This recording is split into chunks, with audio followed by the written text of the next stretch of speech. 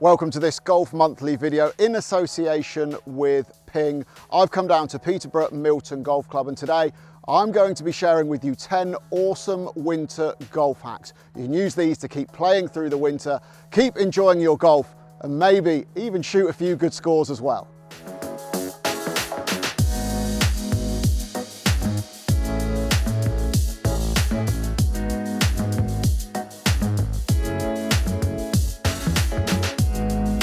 Balls, of course, a vital bit of equipment. We've all got our favourites that we like to play with throughout the summer, but it's worth re-examining that in the winter. Something a little bit harder can really help you. It might fly a little bit further, and when it is softer, you don't need quite so much finesse and spin around the greens. The colour as well, another important thing. Yellow balls or other brightly coloured balls as well can be really helpful if you're playing a little bit of frost or generally have trouble seeing the balls, especially as the leaves start coming down. Get something a little bit differently coloured, something a little bit firmer, and getting the right ball for winter could really help your scores.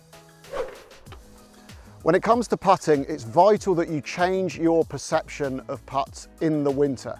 Now there's going to be more grass on the green and more moisture as well. So what that means is there's more friction.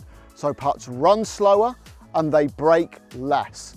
If you're used to playing on really quick greens through the summer, you have to get used to the fact that they're going to be a lot slower and they're going to break less. So take time to calibrate yourself to winter greens. Go and spend some time on the practice putting green. And when you're out on the course, if you do like to visualize an aim point or a false hole that you're aiming for, make sure you adjust that appropriately.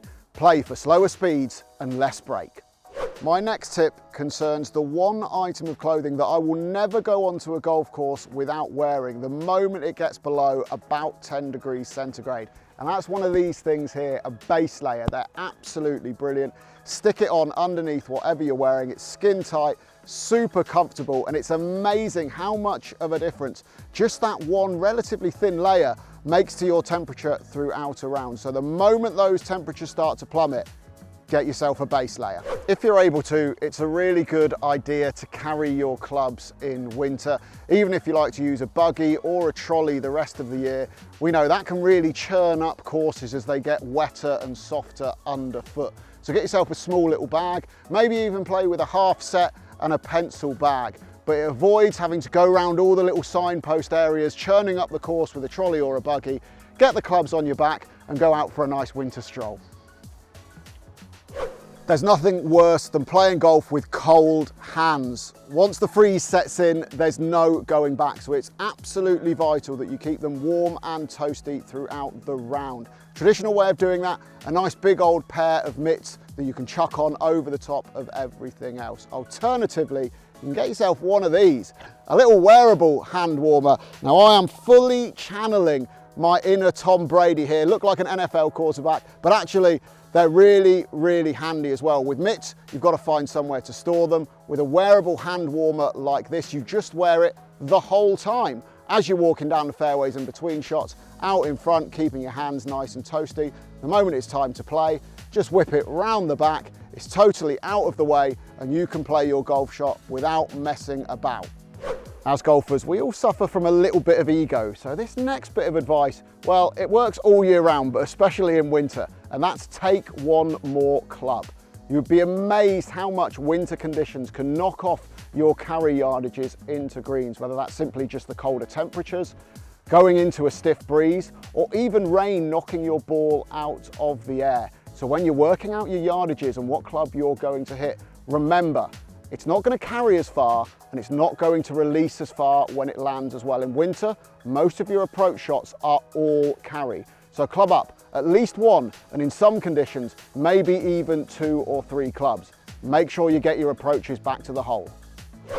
It's brilliant having adjustable clubs, and coming into winter is the perfect time to take advantage of that. Right now, the courses, well, they're softer. You want as much carry as possible.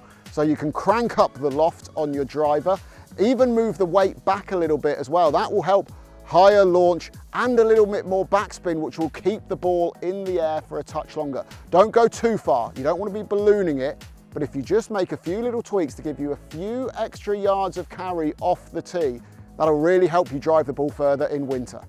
It's really important to make sure that the soles of your shoes are clean and clear of debris before you play any shots.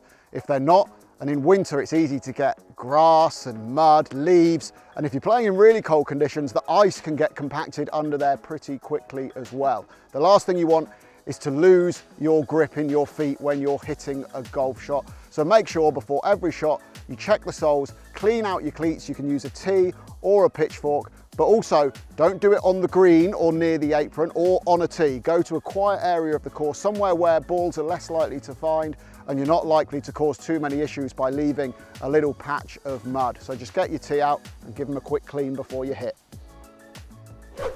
It's well worth investing in some really high quality outerwear. It's not like it used to be. These days, the technology involved is absolutely fantastic. It's all breathable, windproof, waterproof, stretches in all the right areas so you can swing as well. I've already got my waterproof trousers on. As you can see, reasonably slim fitting, nothing too baggy like you used to get. Also a top like this that really stops the wind, absolutely vital. And of course, everyone needs a waterproof.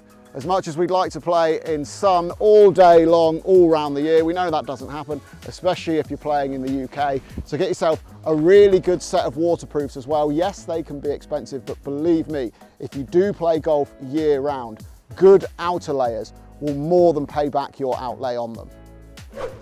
The short game. It's an area that we all know we need to practice, and just because it's winter, you don't need to neglect it either. And the reasons for that are twofold. Firstly, winter golf often more difficult, so you might find yourself needing to recover more often. And secondly, well, the type of shots you're going to play around the greens could be totally different in winter as opposed to in the summer. You can get some very different lies, perhaps your ball even lying on mud. Softer greens enable you to play with a little bit less loft or do even different things.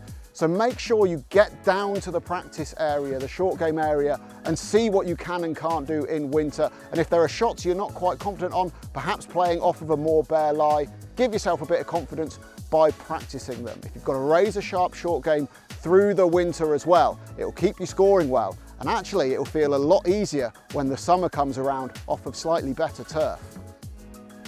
There we go, that is your 10 winter golf hacks in association with Ping. I hope you're going to find those helpful. If you've got any yourselves, add them into the comments below as well. Please remember, like and share this video because we have got loads more great content coming your way from the Golf Monthly YouTube channel.